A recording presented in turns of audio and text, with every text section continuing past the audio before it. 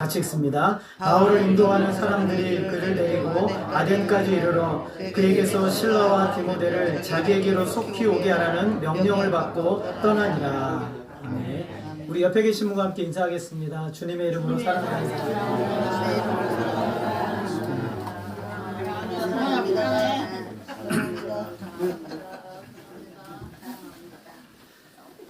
건강하세요. 하나님이 우리에게 주신 가장 중요한 선물들 중에 하나를 꼽으라고 한다면 성경이죠. 기록된 이 성경 말씀을 하나님이 우리에게 선물로 주셨어요. 근데 이 성경 말씀은 단지 어떤 지식이나 어떤 그런 것들의 개념이 아니라 이 말씀 자체를 우리는 뭐라고 말하냐면 하나님의 말씀이다라고 표현하거든요. 하나님의 말씀. 그래서 하나님의 말씀. 하나님의 말씀이 성경이라는 것이죠. 그래서 우리는 이 하나님의 말씀을 진리라고 하고, 그리고 이 하나님의 말씀을 변치 않는 하나님의 생명의 말씀, 온갖 여러 가지 표현들을 많이 쓰고 있어요.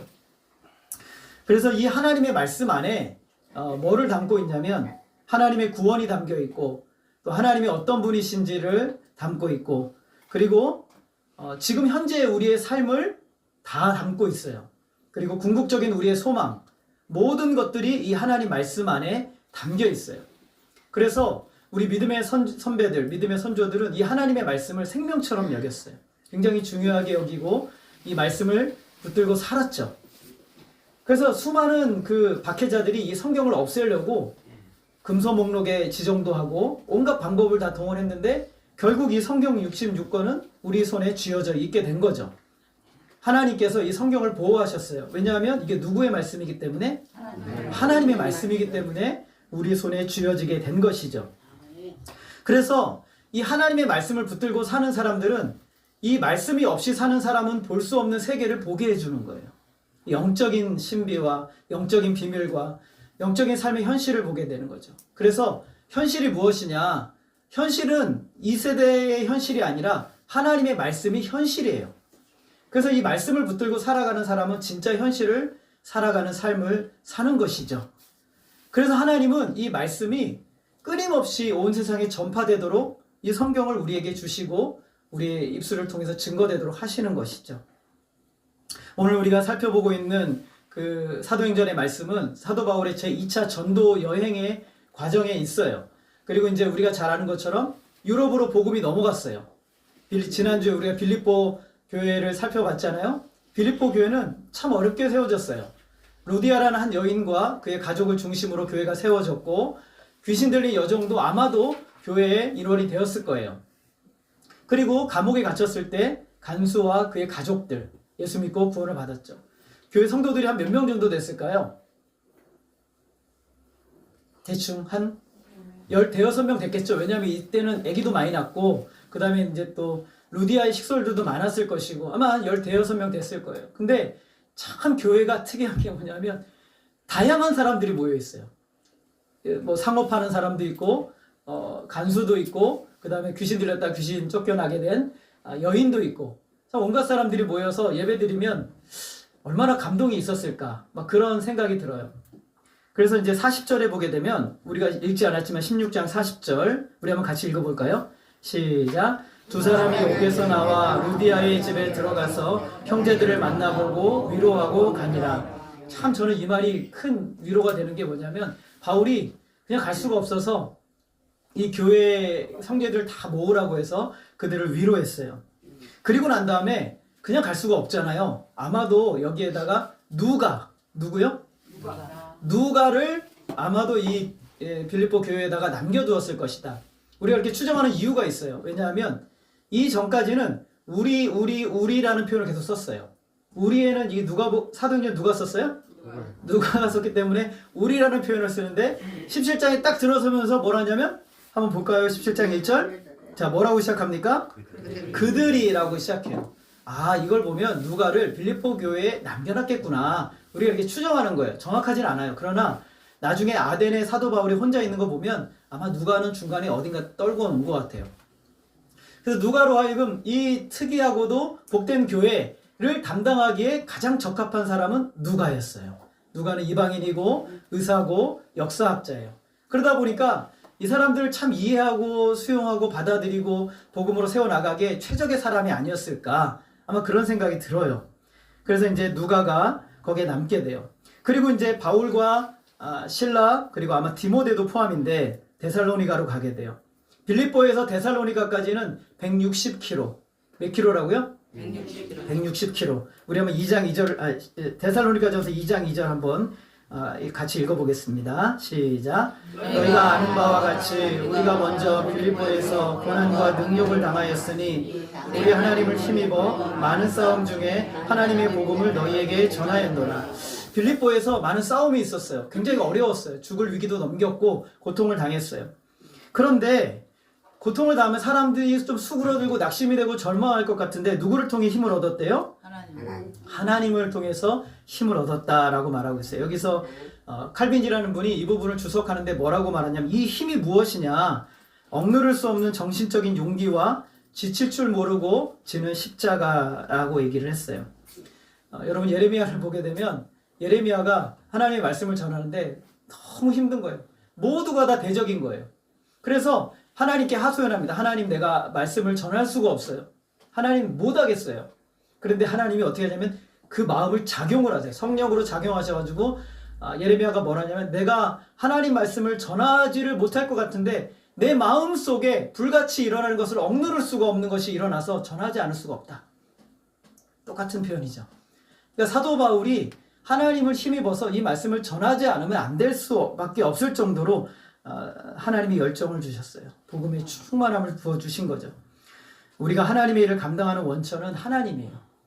우리가 사람의 힘으로는 이 하나님의 일을 감당할 수가 없는 거죠. 매일매일 말씀과 기도를 통해 힘을 얻지 않으면요, 우리는 여러분 하루를 어떻게 사세요? 못 살아요.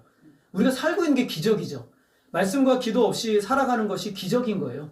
우리 참된 성도는 그렇게 살 수가 없어요. 계속되는 공격이 있거든요. 계속되는 문제가 일어나고 있거든요. 이 험한 세상에서 믿음의 삶을 살아가기 위해서는 하나님을 통해서 힘을 얻어야 돼요. 사도 바울도 매일매일 하나님을 통해서 힘을 얻은 거죠. 잠깐 지도를 한번 볼게요. 우리 2차 전도 여행을 한번 쭉 눌러보세요. 계속 예루살렘에서 안디옥까지 가서, 여기서 이제 구브로는 누구 가죠? 바나바와 마가가 가죠. 그 다음에 이제 이쪽 갈라디아 쪽으로 해가지고 이제 바울과 실라가 가게 됩니다. 한번 계속 눌러보세요. 쭉쭉쭉 갑니다. 누가 막으셨죠? 아래로 내려가는 거를 성령이 막으셨어요. 못 가게. 어디로 보내려고 그랬던 거예요? 유럽으로 복음으로 들어가게 하기 위함. 그래서 들어와서 환상을 보죠. 건너와서 우리를 도우라. 그리고 이제 하나님의 뜻으로 확신하고 열심히 찾아서 결국은 넘어갑니다. 사모드락의 첫 번째, 마게도니아의 첫 번째 성이었던 빌립보에 이르게 되죠. 빌립보에서 루디아라는 이 여자를 만나게 돼요. 참고로 있잖아요. 한 번 더 눌러보세요. 빌립보에 루디아가 나오잖아요. 루디아의 고향이 요 어디쯤 있어요. 요 어디쯤. 굉장히 먼 거리에서 이제 일하러 온 거예요. 여장부죠. 근데 여기서 루디아를 만나고 여종이 귀신 들린 여종이 귀신이 떠나가게 되고 간수가 회심하게 되죠. 그리고 난 다음에 눌러보세요. 암비볼리를 지나서, 그리고 아볼로니아를 지나서, 그리고 어디로 갑니까? 데살로니가에 이르게 돼요. 여기까지가 160km 정도의 거리를 지나가게 됩니다. 그리고 이제 우리 1절을 한번 보겠습니다. 예, 한 번 더 눌러보세요. 1절 같이 한번 읽어보겠습니다. 시작. 그들이 암비볼리와 아볼로니아와 다녀가 데살로니가에 이르니 거기 유대인의 회당이 있는지라. 여러분 빌립보에 회당이 있었어요? 없었어요? 없었죠. 그런데 여기 보니까 데살로니가에는 회당이 있었단 말이죠. 왜냐하면 로마에서 유대인 추방령을 내렸을 때 빌립보나 중요한 거점들은 이것을 따랐어요. 그런데 이 데살로니가 같은 경우는 유대인들이 뭐가 많아요? 돈이 많아요. 그래서 이 추방령을 안 따랐던 거예요. 그러니까 빌립보나 주변에 있던 그 유대인들이 다 어디로 몰려들었을까요? 데살로니가 근처로 몰려든 거예요. 그래서 여기서 유대인의 회당이 아니라 더 정확하게 번역하면 유대인들의 한 회당이 맞아요. 그러니까 여러 개의 회당이 이 데살로니가에 있었던 거죠. 그래서 그 회당에 들어갑니다. 그래서 회당 중에 하나가 들어가요. 그래서 2절에 보게 되면 우리 같이 한번 읽어보겠습니다. 시작. 바울이 자기의 관례대로 그들에게 들어가서 새 안식일에 성경을 가지고 강론하며. 여러분 여기서 관례대로라는 표현은 습관이에요. 습관. 그러니까 사도 바울은 익숙한 일이죠. 사도 바울이 어떻게 선교를 했는지를 우리가 분명하게 볼 수 있는데, 바울은 어디를 가면 항상 어디에 들어갔어요? 회당에 들어갔단 말이죠. 회당에 들어가서 뭘 가지고 그들과 나눴어요? 성경. 여기서 성경을 가지고라는 단어는 더 정확하게 뭐냐면 성경으로부터, 성경에서예요. 그러니까 사도 바울이 어디 회당에 들어가서 성경으로부터 그들과 함께 이 말씀을 나누는 거예요. 이 성경의 내용이 무엇인지 이야기를 나누게 되었다라는 것이죠. 여기서 새 안식일이면은 몇 주입니까? 3주. 그런데 이제 우리가 학자들의 견해에 따르면 2달 정도 있었을 것이라고 얘기를 해요. 아마도 준비하는 과정 여러 개 있었을 거예요. 새 안식일에 성경을 가지고 사람들을 가르치냐 말이죠. 사도 바울이 다른 것 가지고 사람들과 이야기하지 않았어요. 성경으로부터 시작해서 그들의 삶 속으로 들어간 거예요. 하나님의 말씀을 가지고 그들 안으로 깊이 들어갔어요. 여기서 말씀은 구약 성경이죠. 유대인들이 잘 알고 있는 말씀, 그들이 매주 안식일마다 외우고 암송하는 그 말씀을 가지고 그 말씀이 무엇을 의미하는지를 풀어서 설명하는 거예요. 그래서 이제 신명기, 시편, 이사야, 특별히 이사야 같은 말씀들을 참 많이 읽었는데, 이 말씀이 누구에 대해서 말하고 있는가? 3절 우리 같이 한번 읽어보겠습니다. 3절 시작. 그러 그리스도가 해를 받고 죽은 자 가운데서 다시 살아날 것을 증언하고 이르되 내가 너희에게 전하는 이 예수가 곧 그리스도라 하니. 여기서 뜻을 풀었다라는 것은 뭐냐면 쉽게 말하면 활짝 열었다는 거예요. 하나님 말씀을 우리가 누군가는 이 말씀을 풀어줘야 돼요. 우리가 말씀을 다 아는 것 같아도 말씀을 다 이해하는 게 아니에요. 어려운 이 말씀을 바울이 어떻게 했어요? 이것을 활짝 열었어요. 이 말씀의 참된 의미가 무엇인지, 이 말씀이 무슨 뜻인지를 사도 바울이 회당에 있는 사람들에게 말씀을 풀어주는 거예요. 신기하죠? 여러분 보세요. 내가 계속 읽고 있었는데 이 말씀을 몇십 년 읽고 있었어요. 근데 나는 이걸 이렇게 알고 있었는데 갑자기 누가 가지고 이 말씀을 막 푸는 거예요. 그러면 신기한 거예요. 저 말씀이 저런 뜻이야? 저 말씀이 저런 뜻이야? 이게 맞춰지네? 이게 연결이 되네? 이렇게 되는 거예요. 그 사람들이 말씀을 굉장히 집중해서 말씀을 듣기 시작을 했어요. 활짝 열어서 무엇을 전했어요? 이 말씀이 누구를 가리킨다고요? 예수 그리스도를 가리킨다라고 이야기를 한 거예요. 특별히 사도 바울이 뭐라고 말하냐면 그리스도가 해를 받고 죽은 자 가운데서 다시 살아나야 할 것에 대해서 얘기했어요. 근데 여기 중요한 단어 하나 빠졌어요. 우리 따라하겠습니다. 반드시. 2번 반드시가 나오는데 우리 성경에서 뺐어요. 그러니까 반드시 그리스도가 해를 받고 죽어야 되고, 그리고 그리스도가 반드시 죽은 자 가운데서 다시 살아나야 한다라는 것을 사도 바울이 누구에게 얘기했다는 거예요? 따라합시다. 유대인에게 얘기를 했다는 거예요. 그러면 사람들이 생각하는 거예요. 반드시라는 것은요, 필연적인 거거든요. 이것은 일어나지 않으면 안 되는 일이란 말이에요. 그러면 일어나지 안 되는 일을 그들은 이미 몇천 년 전에 기록된 성경을 통해서 하나님이 기록하신 일어나지 않으면 안 되는 일을 지금 그들이 뭐 하고 있다는 거예요? 보고 있다는 거예요. 누리고 있다는 거예요. 그들이 생각하기에 예수님의 죽으심에 대한 소문을 아마 들었을 거예요. 아마 근데 그분은 로마에 반역하고 그 다음에 하나님을 자기 아버지라고 하고 신성모독죄로 십자가에 못 박혀 죽었단 말이죠. 유대인들이 가장 끔찍하게 여기는, 로마인들이 가장 끔찍하게 여기는 죄의 짐을 지고 십자가에 죽으셨어요. 그런데 그 모든 과정의 역사들이 십자가에 죽으심부터 부활하심까지의 모든 역사가 하나님이 반드시 일어나게 하실 것에 대한 것을 어디에 기록했다고요? 성경에 기록했다는 거예요. 그동안 읽고 있었던 말씀이 반드시 일어나는 일이구나. 여러분이 하나님의 말씀을 읽을 때 우리에게 참 중요한 게 이거예요. 하나님의 말씀은 반드시 일어나는 일에 대한 기록이구나. 이걸 우리가 믿어야 되는 거예요. 매일 우리가 왜 말씀을 묵상해요? 오늘 하나님이 나에게 이 말씀을 주셔서 이 말씀을 붙들고 살아가야 돼요. 이 말씀이 오늘 나의 삶에 반드시 이루어지고 성취되기를 원하시는 하나님의 역사라는 거예요. 그래서 하나님 말씀이 중요한 거예요. 모든 것이 하나님의 주권 아래에 있죠. 우연이 없어요. 그냥 우연히 한번 만들어 봐야 되겠다. 안 되겠다. 이것 좀 해야 되겠다. 하나님 그런 거 없어요. 반드시 일어난다는 거예요. 예수님 공생의 기간에 고난을 받으시고 죽으시고 살아나시는 것을 선지자를 통해서 예언했어요. 600년, 700년, 800년, 900년, 1000년 넘게 창세기부터 시작해서 창세기 3장부터 벌써 예수님의 십자가의 죽으심에 대해서 3장 15절에 원복음, 예수님의 십자가의 죽으심을 거기서부터 하나님이 얘기하고 있어요.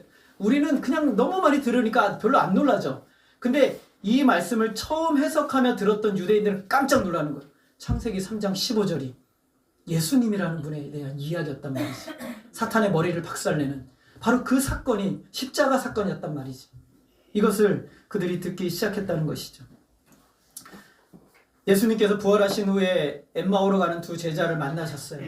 엠마오로 가는 두 제자를 만나셔서 저녁 시간에 되어 같이 밥을 드시러 어떤 집에 들어가셨어요. 그때 예수님께서 그들에게 하셨던 일이 있어요. 뭐냐 하면 따라하겠습니다. 성경을 풀어서 그들을 가르치시니라. 무슨 성경이에요? 구약 성경. 구약 성경의 말씀을 풀어서 그들에게 가르치셨어요.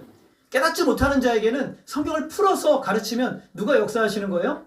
성령이 역사하셔서 그 말씀이 그들 안에서 일하게 만드시는 거죠.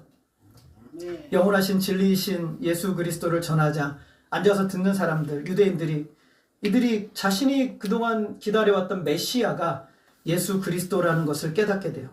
형식적으로 암송하고 알고 있었던 말씀이 그들의 현실로 들어온 거죠. 이 말씀이 오늘 나와 무관한 게 아니라 나의 삶 자체구나. 이것을 깨닫게 된 거예요. 구원의 말씀, 생명의 말씀이 들려지게 된 것이죠. 이렇게 3주를 안식일 동안 회당에서 말씀을 전하자 4절의 결과가 나타납니다. 4절 같이 한번 읽어볼게요. 시작. 그 중에 어떤 사람 곧 경건한 헬라인의 큰 무리와 적지 않은 귀부인도 권함을 받고 바울과 실라를 여러분 보면 경건한 헬라인들, 이방인이죠. 이방인에서 이제 유대교로 개종한 사람, 그 다음에 큰 무리, 그래서 굉장히 크다는 거죠. 굉장히 많은 사람들, 적지 않은 귀부인.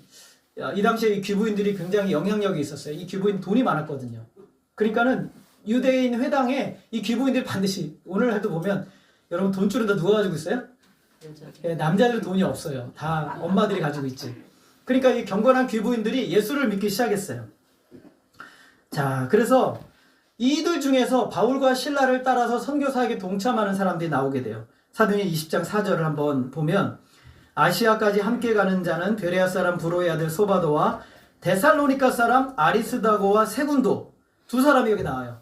벌써 사도 바울이 함께하는 일꾼이 세워진 거예요. 3주 동안 말씀을 전했는데 여러분 몇 주 말씀 들으셨어요?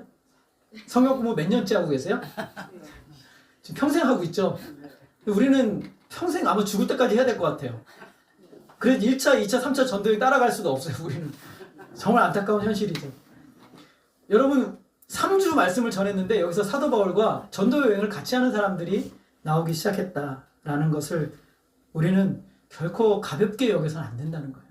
하나님의 말씀이 우리 안에 들어왔는데 이 말씀이 우리의 삶을 지배하지 못하고 붙들지 못한다는 것은 말씀에 문제가 있든지 내가 문제가 있는 건데 누구한테 문제가 있어요? 내가 문제가 있는 거죠. 하나님의 말씀을 믿지 못하는 거예요. 하나님의 말씀을 사실로 믿지 못하는 거예요. 그 말씀이 지금 나에게 정말 필요한 말씀이라고 믿지 못하는 거예요. 우리 믿음의 선배들은 인생에 문제가 생기잖아요. 그러면 성경을 딱 앞에 놓고 계속 읽어요. 묵상하면서 계속 읽어요. 읽다 보면 성령께서 어느 순간 그를 만지세요. 그리고 그 말씀에서 답을 주시는 거예요. 근데 우리는 그럴 시간이 없잖아요. 그럼 바쁘시죠. 먹기도 먹어야 되고 놀기도 놀아야 되고 일도 해야 되는데 언제 그러겠어요. 그러나 여러분 생각해보면 우리만 바빴던 건 아니에요. 이 시대 사람은 아마 우리보다 더 바빴을 거예요. 그럼에도 불구하고 하나님의 말씀을 붙들었어요. 성경 말씀 여러분 66권 다 가지고 있잖아요. 과거 중세 청교도 시대에 보면 성경을 가지고 있는 사람은 굉장히 부자예요. 종이라는 것 자체가 사람이 소유할 수가 없어요. 그래서 청교도들이 성경 한 장을 사기 위해서 하루 노동을 했어요. 하루 밖에서 노동을 하면 성경 한 장을 살 수가 있어요. 그럼 그 장을 사서 얼마나 읽겠어요? 하루 종일 그 말씀 읽는 거예요. 묵상하고 또 묵상하고. 그러니까 성경 말씀을 다 외우는 거, 어디에 무슨 말씀이 있는지를 다 알게 되는 거죠. 근데 우리는 여러분 집에 가서 이 성경책 한번 먼지 얼마나 많은지 한번 보세요. 하나님의 말씀이 여러분에게 구원을 주고 생명을 준 하나님의 말씀을 여러분 너무 등한시하고 있죠. TV만도 못해요. TV만도 못하고 핸드폰만도 못하고 그게 하나님의 현실, 우리의 현실인 거죠. 3주를 안식일마다 복음을 전했던 일꾼들이 세워지고 사도 바울과 함께 선교 여행에 동참하는 사람이 생겼어요. 그래서 권함을 받았다라는 표현은 납득이 되다, 설득이 되다는 거예요. 하나님의 말씀으로 설득이 된 거예요. 그들의 심령이. 자, 그런데 우리는 이 말씀이 어떻게 이 사람들에게 변화를 일으켰는지 잘 몰라요. 그래서 사도 바울이 데살로니가 전서에서 편지를 썼을 때 그 편지 내용을 보면 기가 막힌 역사가 일어난 거예요. 데살로니가 전서 1장 5절 우리 같이 한번 읽어보겠습니다. 시작. 이는 우리 복음이 너희에게 말로만 이른 것이 아니라 또한 능력과 성령과 큰 확신으로 된 것이니. 여러분, 말로만 이루었다는 것은 이성적으로 납득이 됐다는 거예요. 그런데 그뿐만이 아니에요. 능력과 성령과 큰 확신 가운데 말씀이 그들을 지배했다는 거예요. 능력은요, 말씀이 가지고 있는, 복음이 가지고 있는 그 자체의 능력이에요. 하나님의 복음은요, 사람을 변화시켜요. 복음은 사람을 이끌어가요. 복음은 여러분의 인생의 삶의 지표가 돼요. 복음은요, 여러분에게 인생의 소망과 살아갈 길과 방향을 제시해 주는 거예요. 그래서 이 복음을 능력이라고 하는 거예요. 복음을. 복음 자체가 사람을 변화시키죠. 그리고 확신. 이 말씀이 사실이구나. 진리구나. 이 말씀은 변치 않는구나. 라는 확신이 그들 안에 확 들어왔어요. 그러면 세상에 들어가는 뉴스나 이런 것들은 사실이 아니에요. 가짜예요. 진짜는 어디에 있어요? 말씀 안에 있는 거예요. 하나님 말씀 안에. 사실은. 그리고 이 말씀이 사실이니까 그들에게 회개와 순종으로 나아가게 한 거예요. 하나님 말씀 앞에 회개하고 그리고 하나님 말씀 붙들고 순종하게 되는 역사로 이어갔어요. 그런데 이것을 가능케 하신 분이 있어요. 누가 이걸 가능하게 하셨어요? 성령님이 가능하게 하신 거예요. 여러분, 성령은 진리의 영이세요. 하나님의 말씀을 묵상하고 붙들고 살아가는 사람에게 성령이 역사하시는 거예요. 그래서 말씀을 통해서 우리의 삶을 바꿔버려요. 우리의 내면을 바꾸고 우리의 마음을 새롭게 하는 거죠. 이게 누구에게 일어난 거예요? 데살로니가 교회의 성도들에게 일어난 사건이에요. 3주 동안 말씀을 전하는 가운데 능력과 확신과 성령이 그들과 함께하는 역사가 일어나게 된 것이죠. 그래서 데살로니가전서 1장 6절에 보면 우리 같이 한번 읽어보겠습니다. 시작. 너희는 많은 혼란 가운데서 성령의 기쁨으로 말씀을 받아 우리와 주를 본받는 자가 되었으니. 하나님 말씀을 능력과 확신과 성령으로 받으니까 곧바로 다가오는 게 있어요. 뭐냐면 박해, 환란이 오는 거예요. 여러분, 말씀대로 살면 환란이 반드시 있어요. 여러분을 핍박하는 역사는 밖에만 있는 게 여러분 내면 안에 있어요. 아침에 말씀을 묵상하는데 이렇게 여러분에게 말씀을 묵상했어요. 거짓 증거하지 말라. 이렇게 말씀을 묵상했어요. 근데 내가 어제도 거짓 증거했고 그제도 거짓으로 막 사람들 여러분도 모르죠. 어쩔 때는 내가 누구 얘기하는데 가짜로 얘기하는지도 몰라요. 얘기하다 보면은 진짜인지 가짜인지만 헷갈리고 가짜가 진짜인 것 같고 뭐 리플리 증후군이라는 사람도 있잖아요. 자기 삶을 살다 보면 가짜인데 진짜로 착각하는 사람이 있어요. 그래서 하나님 말씀이 오늘 떨어져서 거짓 증거하지 말라 떨어졌어요. 근데 내 내면에서 이거 충돌이 일어나기 시작해요. 사람들을 만나면 나도 모르게 또 입을 벌려서 거짓을 말하고 그리고 그 사람 모함하고 원망하는 역사가 일어나요. 근데 말씀을 묵상했던 그 말씀과 내가 싸우는 거예요. 싸우는데 여기서 이 세상의 역사가 말씀을 붙들려고 하는 우리를 박해하는 거예요. 계속. 그래서 그렇게 못 살도록 박해하는 거예요. 그때 우리는 이것을 이겨내기 위해 성령의 도우심을 구하는 거예요. 진실되게. 근데 이기려고 하지도 않으면 이길 수가 없어요. 말씀을 붙들고 거룩한 삶을 살려고 하지 않으면 우리는 이길 수도 없는 거예요. 아예 그냥 처음부터 포기하고 끝나버리는 거예요. 그런데 환란이 왔어요. 환란이 왔다는 것은 잘 믿고 잘 순종했다는 거예요. 이들이. 복음 안에 순종했다는 거예요. 그런데 환란 가운데서 또 말씀을 받았어요. 무엇으로 받았어요? 성령의 기쁨으로 받았어요. 모욕거리가 당하는 위험을 당하고 손해를 보고 그런데 말씀대로 사는데 기쁨이 생겨요. 기쁨이 있어요. 내가 말씀대로 순종하고 내가 저 인간 위해서 그래 저 사람이 날 모욕하고 원망하지만 하나님 말씀대로 내가 순종하여 저 사람 밑에 내가 저 사람을 사랑하고 아끼리라 하고 말씀을 붙들고 거룩을 추구했더니 성령의 기쁨이 막 몰려오기 시작하는 거예요. 성령이 우리를 지배하는 거죠. 예수를 믿었는데 하던 일이 잘 안 돼요. 그리고 부당한 대우도 받고 믿는 것 때문에 왕따도 당하고 애매한 고난을 당하죠. 특히 더 어려운 건 사랑하는 사람들을 통해서 받는 고통이 더 큰 거예요. 근데 예수 믿는 것 때문에 이렇게 돼요. 예수님도 말씀하셨죠. 네가 하나님의 백성이 되면 너희 가족들로부터 어려움을 당하고 대적이 되고 싸움이 일어나고 이런 얘기를 하셨단 말이죠. 복음이 주는 영향력은요. 이 세상과 싸워요. 싸울 수밖에 없어요. 전쟁이 계속 있을 수밖에 없는 거죠. 그럼 어떻게 이겨야 돼요? 말씀과 성령으로 이기는 거예요. 아니면 이길 수 있는 방법이 없어요. 예수를 믿지 않으면 당하지 않아도 될 일을 여러분 당하잖아요. 내가 예수 믿는다면 내가 이것을 당하는 것이 내가 예수를 믿는다는 가장 강력한 증거예요. 하나님 안에 있구나라는 강력한 증거죠. 우리가 읽은 17장 5절에 보게 되면 이런 역사가 있었어요.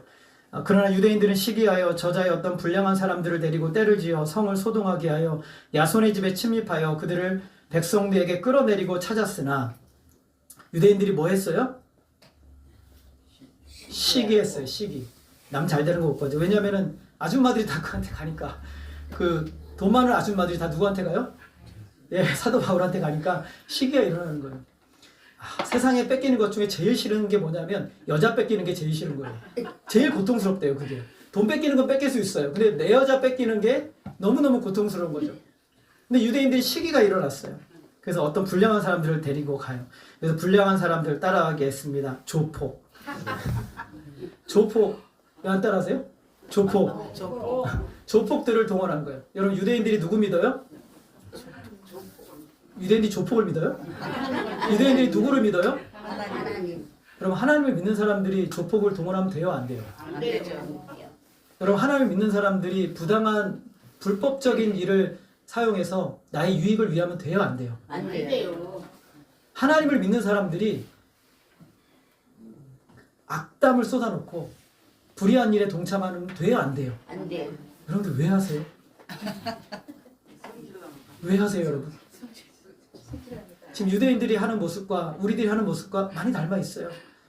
어떤 교회 가보니까요, 그 목사파, 장로파가 제가 얘기했죠 한번 그 푸른초장파하고 그 다음에 보혈파하고 싸워가지고 교회가 찢어졌다고. 근데 그때요 여러분 놀라지 마세요. 조폭들이 동원됐어요. 조폭들이 동원돼서 목사님이 조폭을 동원해가지고요 딱 막아요. 장로들 못 들어오도록 막아요.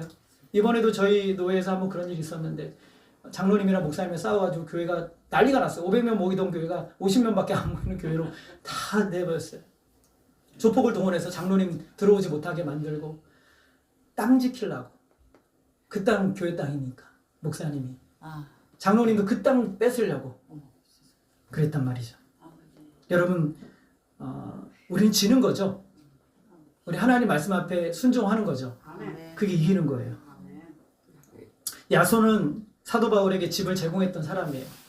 근데 그를 끌고 가요. 끌고 갔다는 것은 그냥 이렇게 멱살 잡고 끌고 간 게 아니라 짐승이나 이런 것들 목줄 해가지고 끌고 가는 것처럼 비참하게 끌고 갔다는 거예요. 아주 악한 일을 한 거죠. 유대인들이 잔혹해요. 인간이 악한 욕망을 품으면 모든 것을 정당화시켜버려요. 그것이 악한 것이든 좋은 것이든 상관없어요. 야손은 바울이 데살로니가에서 복음을 전할 때 그의 집을 제공하는 일을 감당했을 거예요. 로마서 16장에 보면 바울의 동역자라고 야손을 부르고 있어요. 유대인들이 말합니다.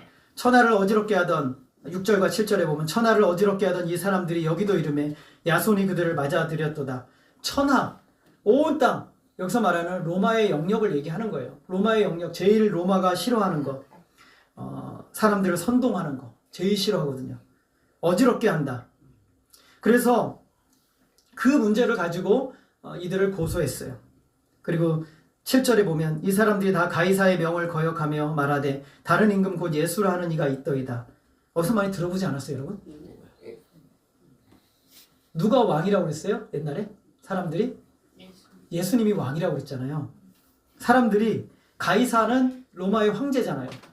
근데 똑같은 상황을 가지고 지금 이 사람들이 이 사도 바울을 이 사람들을 고발을 한 거예요. 바울이 반란을 일으켰다고 말하고 왕이 되려고 한다고 말하고 테러리스트가 되는 거죠. 복음의 권능은 그야말로 로마 일대를 다 흔들어 놔버렸어요. 사도 바울 몇 살, 사도 바울 그리고 디모데, 누가, 신라 몇 사람이요 로마를 완전히 뒤흔들고 있는 거예요. 지금 막 난리가 나버렸어요. 일대 혁명을 일으킨 거죠. 사회적인 장벽을 허물어버리고 닫혀있던 옥문을 열어버렸고 사람들에게 참 사랑의 관계가 무엇인지를 보여주고 진정으로 하나님을 경배하도록 마음에 감동을 불러일으키는 이 모든 일을 복음이 한 거예요. 하나님의 복음, 진리의 말씀이 이 일을 한 거예요. 바울이 로마를 떠들썩해 하는 하나님의 생명의 복음을 손에 들고 있었어요. 이게 뭐예요? 말씀. 하나님의 말씀, 복음이잖아요. 이런 무서운 이야기를 듣자 읍장 지도자들이 놀랐어요. 그래가지고 이거 이렇게 해서는 안 되겠다 해가지고 그냥 이 야손을 갖다가 보석금 받고 그리고 내보내줘요. 왜냐하면 이 소동을 빨리 진전시켜야 되거든요. 돈 받았다, 문제가 해결됐다, 그리고 조건이 있었을 거예요. 바울과 실라는 다시는 여기 오지 마라. 이 조건으로 풀어줍니다. 데살로니가 전서에 보게 되면 사도 바울이 이때 떠나는데 너무너무 걱정이 많이 됐어요. 근데 이 사람들이 때로는 삶의 기반도 잃어버리고 고통도 당하고 핍박도 당했는데 성령의 기쁨으로 말씀을 받아서 잘 견디고 있는 거예요. 3주 동안 말씀을 배웠는데 여러분 지난주에 말씀 붙들고 한 주 동안 살아서 어떻게 믿음으로 승리하십니까? 근데 우린 너무 빨리 잊어버리죠. 하나님의 말씀을 따르지 못해요. 말씀 붙들 시간도 없고 그게 중요하지 않다고 여겨요. 우리에게 중요한 건 지금 당장 빨리 뭔가 시작을 해야 돼요. 그들은 바울이 짧은 시간 전해준 말씀을 붙들고 견디고 그리고 인내하며 살았어요. 큰 위험과 큰 일들이 반복해서 일어났고 교회는 세워졌어요. 그 교회는 믿음으로 굳건하게 살았어요.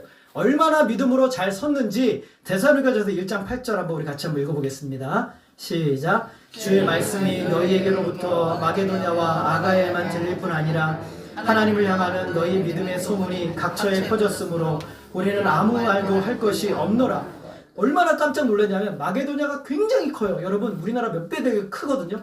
거기 아가야, 헬라, 고린도 그리고 뭐 그리스 이 지역 전체를 얘기하는 거예요. 이 지역의 이 조그만한 성도들 3주 동안 가르쳤던 데살로니가 교회 성도들의 신앙이 들려졌던 거예요. 소문이 각처에 퍼졌대요. 얼마나 믿음 생활을 잘했는지 얼마나 믿음으로 살았는지. 사도 바울이 말해요. 내가 너희들에게 뭐 더 이상 말할 게 없다. 너무 잘하고 있다. 훌륭하다. 여러분 사도 바울이 살아서 만약에 온다면 우리 예수양교회에서 참 잘한다. 할 말이 없어. 너희들 너무 훌륭해. 라고 하는 말을 듣고 싶으면 좋겠죠. 아멘. 예, 우리 교회가 그런 교회가 됐으면 좋겠습니다. 아멘.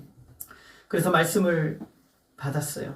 그래서 이 큰 지역이 일어났어요. 여러분 우리들에게도 어려움이 있잖아요. 큰 어려움도 있고 작은 것도 있고 그리고 큰 사건들도 있고 그리고 감정적인 고통도 있고 여전히 그런 것들이 끊이지 않아요. 여러분들 그런 게 있죠. 근데 복음은 우리에게 능력이에요. 세상이 줄 수 없는 기쁨을 주고 소망을 주고 예수님의 부활은 그걸로 끝이 아니에요. 예수님의 십자가의 죽으심과 부활은 그때의 사건 2000년 전 사건으로 끝이 아니에요. 지금 내 안에서 역사하고 있어요. 아멘. 여러분의 삶에서 역사하고 있는 거예요.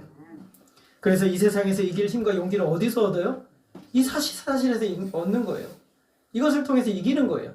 하나님 말씀을 통해서. 바울은 밤에 형제들의 도움을 받아서 80km를 걸어서 베레아라는 곳으로 가게 됩니다.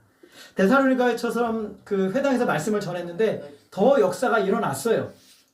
11절 우리 같이 한번 읽어보겠습니다. 시작. 베레아에 있는 사람들은 데살로니가에 있는 사람들보다 더 너그러워서 간절한 마음으로 말씀을 받고 이것이 그러한가 날마다 성경을 상고함으로 그 중에 믿는 사람이 많고 또 헬라의 귀부인과 남자가 적지 않으니. 참 이 귀부인들이 훌륭해요. 그죠? 예수 여러분 지금도 한국교회 여자분들이 참 훌륭하세요. 아니 남자분도 훌륭하지 않다는 게 아니에요. 참 여자분들이 이게 그 재정을 가지고 하나님 나라 위해 참 잘 써요. 여기서 너그럽다는 것은 편견이 없다는 거예요. 하나님 말씀에 대한 편견이 없어요. 그러니까 하나님의 말씀을 그대로 스폰지처럼 받아들이는 거예요.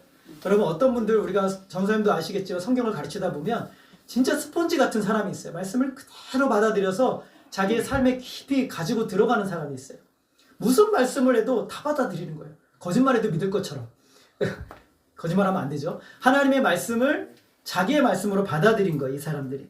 근데 어떻게 그것을 받아들였냐면 간절한 마음으로 말씀을 받았고 안식일만이 아니라 날마다 사도 바울 찾아왔어요. 말씀을 가르쳐 주세요.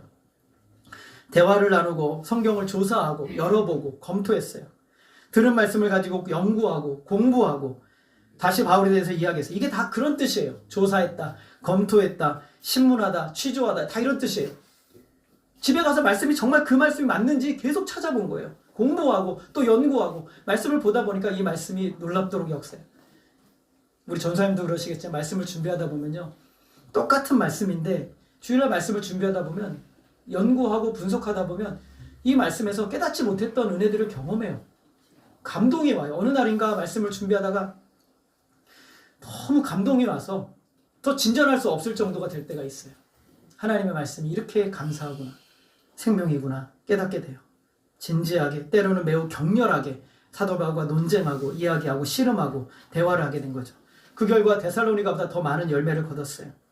그렇다고 모두가 다 믿은 건 아니죠. 데살로니가에도 또 불량배 조폭들을 동원해서 선동을 해서 데살로니가에서 80km를 쫓아서 사도 바울을 쫓아왔어요. 열심도 특심이죠. 이 사람들도 보통 열심이 아니에요. 여러분 지금 이스라엘 전쟁하는 거 보세요. 다 죽이고 나면 자기가 끝날 것 같아. 내가 보니까 레바논 다 끝내고 저 안에 그 가자지구 다 끝내고 저기 어디에요 거기 다 끝내고 그 자기 공격할 수 있는 존재가 없을 때까지 공격할 거예요. 근데 그렇게 올까요? 없어요. 적은 항상 있어요, 여러분. 적을 다 없앨 수는 없어요. 교만하죠. 얼마나 많은 사람들이 죽었어요. 근데 그걸 정당화하고 있죠. 하나님의 말씀이 우리의 삶에서 생명이 되지 않는다면 우리도 그런 악한 일에 동참할 수가 있는 거예요.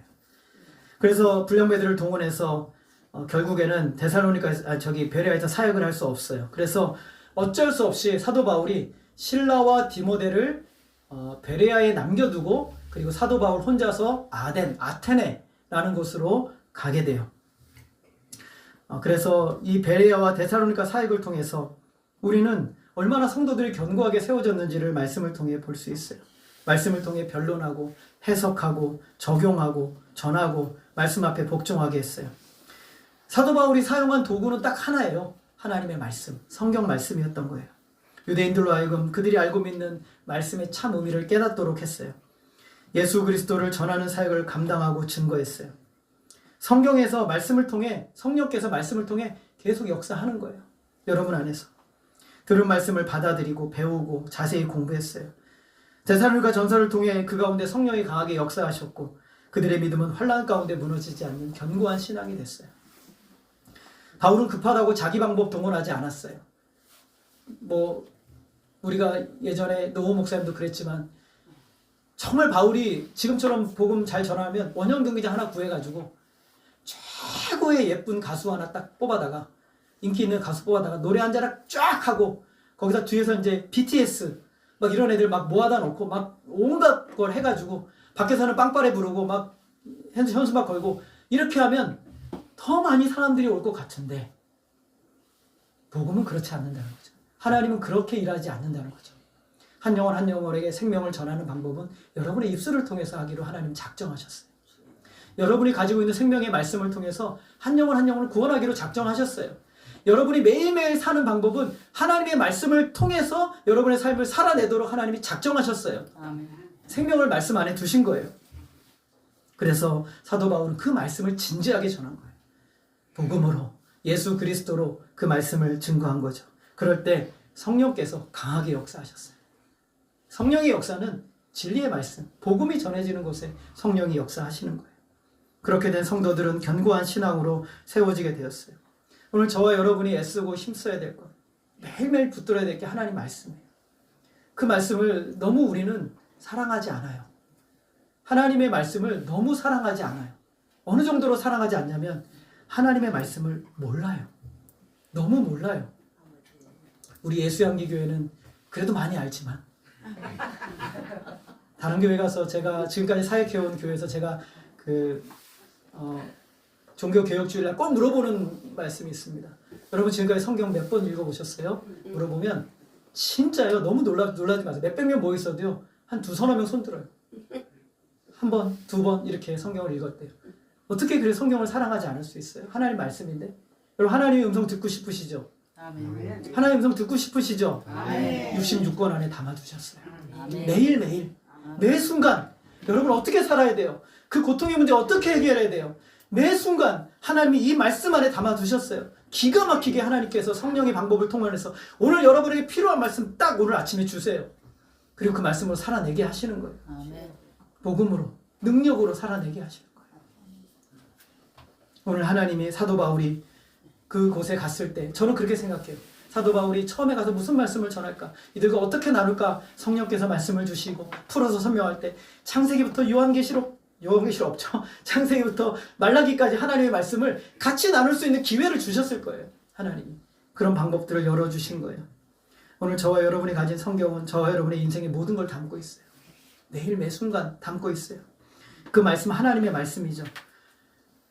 스펄전 목사님이 그렇게 말했어요. 한 구절의 말씀이라도 여러분이 진실로 믿고 확신한다면 여러분의 인생에 혁명이 일어날 겁니다. 여러분의 인생에 혁명이 일어나요. 약속의 말씀, 성경을 가지고 여러분의 인생에 들어가세요. 거기에 구원이 있어요. 아멘. 거기에 소망이 있어요. 아멘. 거기에 능력이 있는 거예요. 아멘. 거기에 이김이 있고 영적인 싸움의 승리가 거기에 있는 거예요. 아멘. 그래서 오늘 우리에게 그 말씀 하나님 다 주셨어요. 이기라고, 감당하라고 주셨어요. 이스라엘 백성들이 이제 그 광야를 넘어서 가나안 땅에 들어갈 때 모세가 신명기에서 반복해서 하는 말씀이 있어요. 이 말씀을 읽고 묵상하고 네 머리에 새기고 온갖 때에서 이 말씀을 계속 묵상하고 또 읽고 반복해서 말씀에 새기고 순종하는 것이 너희의 생명의 원천이니라. 아멘. 사는 비결이다. 아멘. 장수하며 오래 사는 비결이 바로 거기에 있다라고 하나님이 말씀하셨어요. 수많은 지식은 정작 얻지만 하나님의 말씀을 우리 삶에서 외면당하고 있죠. 고통스러울 때 말씀 안으로 들어가세요. 성령께서 답을 주실 것입니다. 절망스럽고 보이지 않을 때 말씀 안으로 들어가세요. 길이 보일 거예요. 아멘.